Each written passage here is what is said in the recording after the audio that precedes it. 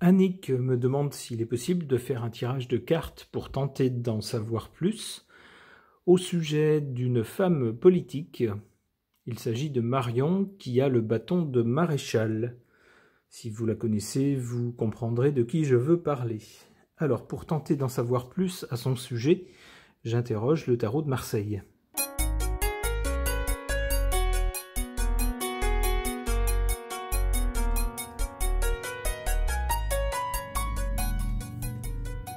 En carte centrale, concernant cette dame, on a l'impératrice, qui nous parle donc de quelqu'un qui sait gérer les choses, organiser les choses, qui sait créer les bons liens et la bonne façon de communiquer entre les gens, donc entre son milieu et d'autres milieux également, entre toutes sortes de gens. Quelqu'un qui parvient à avoir une vision synthétique et organiser les choses de façon correcte entre tout le monde, mettre en place des choses. Du côté de son passé, on a la carte de la papesse qui nous parle de quelqu'un d'intelligent, d'observateur, enfin en l'occurrence observatrice, quelqu'un qui sait retenir des choses essentielles que tout le monde ne voit pas et les garder en tête. Quelqu'un qui ne dit pas tout ce qu'elle fait ou qui parfois filtre son propre discours et préfère parfois se taire plutôt que de risquer de dire un mot de trop ou de travers. Forte de son savoir, de ce qu'elle apprend, de ses observations, c'est quelqu'un qui peut avoir des plans, élaborer des plans, des stratégies.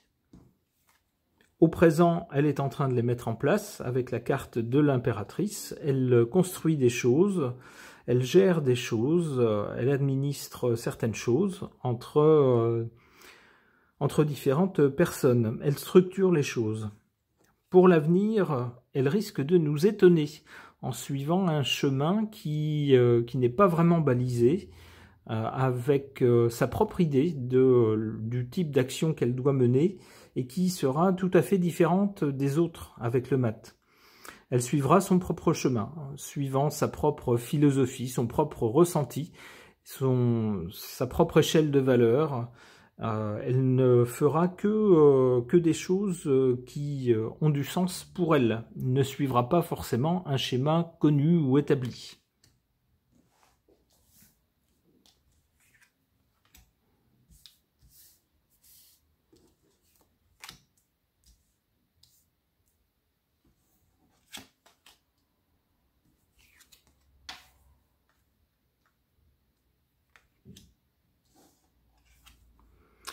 En sa faveur, cette carte de l'amoureux, des décisions à prendre, des choix à faire, des hésitations aussi, avec peut-être au moment de faire certains choix, se demander s'il est bien sage d'entreprendre telle ou telle action, eh bien au lieu de se lancer un petit peu dans l'inconnu, de se lancer un peu à l'impulsion, eh bien non, c'est quelqu'un qui prendra le temps de consulter d'autres personnes, de prendre différents avis avant de réfléchir et de prendre sa décision.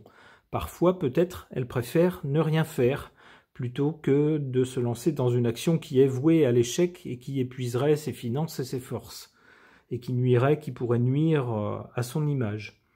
On voit donc quelqu'un qui est plutôt réfléchi et quelqu'un qui sait travailler avec les autres personnes.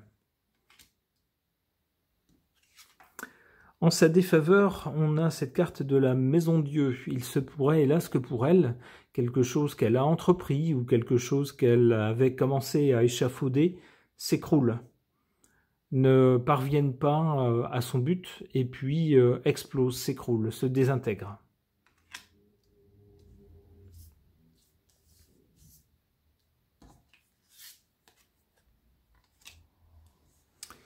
Hey!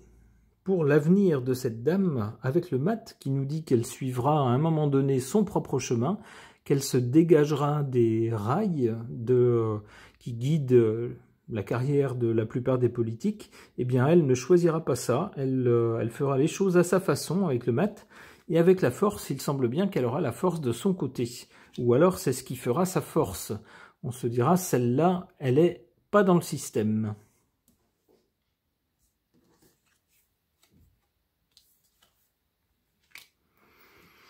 Avec le pape, l'une de ses forces aussi, ça sera d'avoir son propre système de valeurs, sa propre philosophie, qui attireront l'attention, qui attireront l'attention de pas mal de gens, peut-être même des jeunes, qui l'écouteront et qui se diront ce qu'elle dit n'est pas idiot. Et c'est quelqu'un qui, à ce moment-là, aura déjà une petite expérience.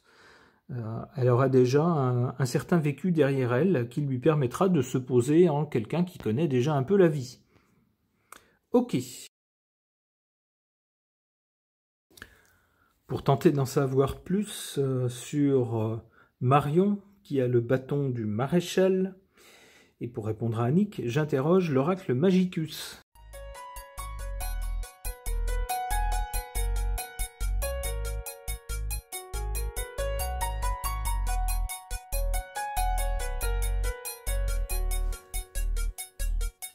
Du côté du passé, on a cette carte de Baba Yaga qui nous parle de ruse, d'habileté et d'intuition.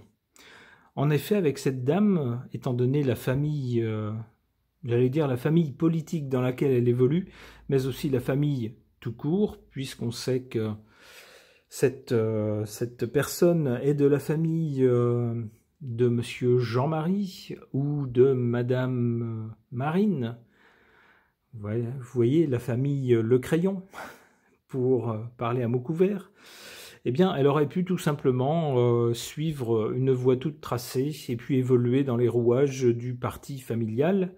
Eh bien, c'est pas du tout ce qu'elle a choisi de faire. Si elle a bien choisi une action politique, elle a choisi en tout cas de faire les choses à sa façon et avec, on nous dit, de la ruse, de l'habileté, mais aussi une belle intuition, de ne pas suivre la même route que les autres personnes de sa famille. Et peut-être que c'est une voie qui l'amènera à un succès que les autres n'ont pas eu. En tout cas pour elle, c'est quelqu'un qui a su observer, qui a su faire preuve d'intelligence et de se dire « je pourrais peut-être m'y prendre autrement ». Alors pour faire quoi? Eh bien au présent, avec cette carte de Hildegarde de Bingen, qui nous parle de soins, de guérison et d'harmonie, c'est pas quelqu'un qui veut casser la figure à tout le monde, qui veut foutre le système en l'air, c'est pas ça. C'est quelqu'un qui, plutôt, nous dit-on, veut apporter du soin, de la guérison, de l'harmonie. C'est-à-dire que plutôt que de faire la révolution, eh bien, prenons point par point toutes les choses qui ne vont pas et essayons de justement changer ce qui ne va pas par des choses qui vont, sans pour autant tout foutre en l'air. Du côté du but, ici, ou de l'avenir, avec Mahat, on a une question d'équilibre, de choix et de décision. Alors, l'équilibre, ça va aussi dans le sens, c'est un peu la prolongation de ce mot harmonie ici, qui, on le voit, devient ici une question d'équilibre, c'est-à-dire équilibrer les choses entre les uns et les autres, ne pas défavoriser les uns par rapport à d'autres, prendre tout en compte et avoir une société équilibrée, un système politique équilibré.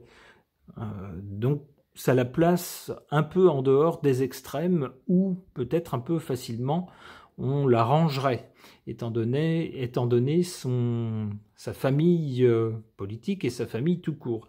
Eh bien, il semble que non, que c'est quelqu'un qui ait un souci justement d'équilibre.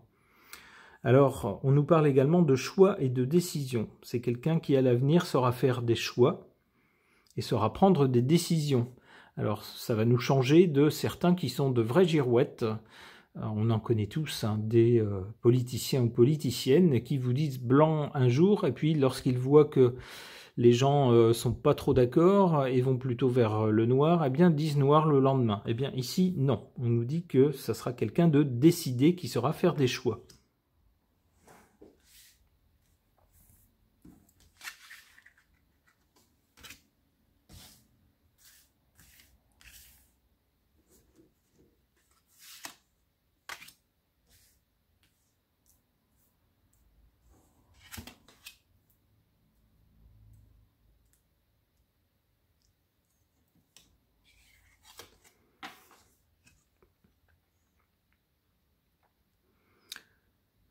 En sa défaveur ou en carte faible, on a cette carte de Freya qui nous parle de protection, de communauté et de famille. Eh bien oui, on comprend bien pourquoi. C'est, comme je vous le disais tout à l'heure, quelqu'un qui n'a pas choisi de suivre une carrière toute tracée et confortable dans le parti familial.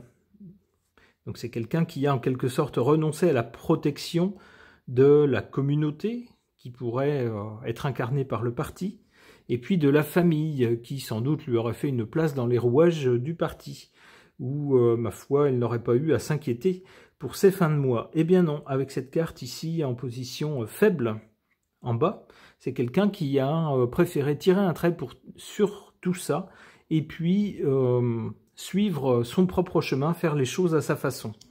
Quitte à laisser, j'allais dire à laisser tomber, peut-être pas, mais à s'éloigner un peu du clan familial.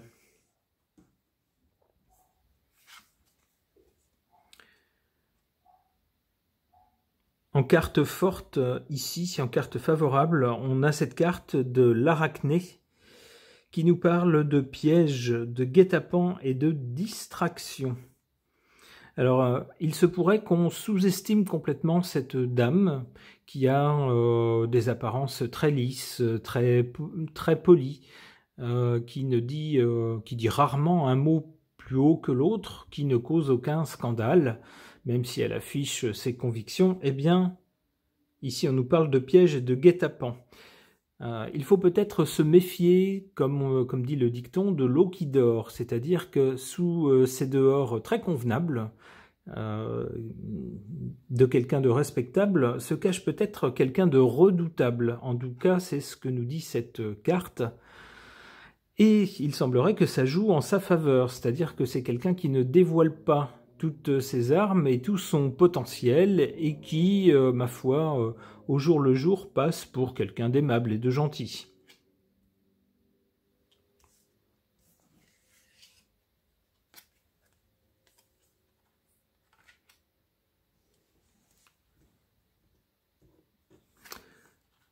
Pour son avenir, à plus long terme, avec Hermès Trismégiste, on nous parle de révélation, de vérité et de sincérité. Il est possible que ce soit quelqu'un qui, plus tard, se révèle, qui assène des vérités, quelqu'un qui sera vrai et qui sera sincère, et en cela, ça sera une révélation. Alors, c'est vrai que dans le milieu politique, trouver des gens qui soient authentiques et sincères, ça devient très rare. Eh bien, c'est un peu ce que semble nous promettre cette carte pour cette dame, mais on ne le voit pas tout de suite, c'est la deuxième carte du côté de l'avenir, donc il va falloir attendre un peu.